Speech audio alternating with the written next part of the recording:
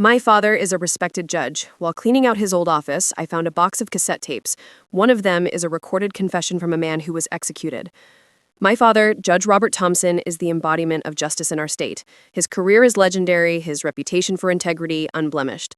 His defining case, the one that made his career, was the brutal murder of a local family 20 years ago.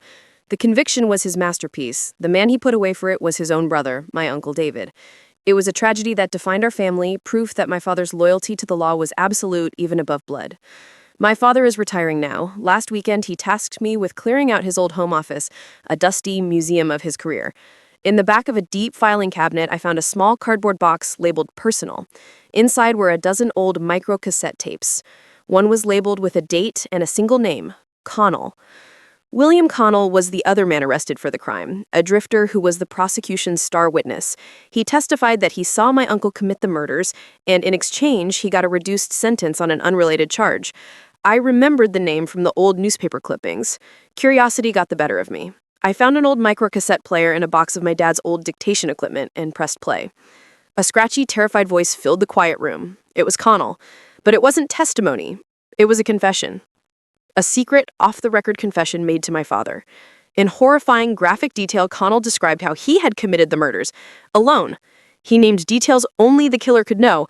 My uncle wasn't his accomplice, he was his scapegoat.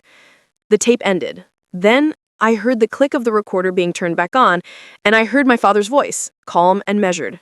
"Thank you for that, William. This tape will be my insurance. You will testify against David Thompson, as we discussed. If you ever deviate from that story, this recording will find its way to the DA and you will get the needle instead of him. Do you understand?" I felt the floor fall away from me. My father hadn't just suspected the truth, he had known it. He had possessed a taped confession from the real killer. But a conviction against a lone drifter wasn't a career-making case. A conviction against his own brother, that was the stuff of legends. He had knowingly suppressed evidence, suborned perjury, and sent an innocent man, his own brother, to prison for life to build his career.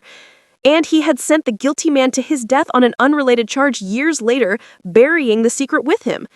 The tape is now in my pocket. My uncle is still in prison. My father, the pillar of justice, is a fraud. This single cassette can destroy him, his legacy, and what's left of our family.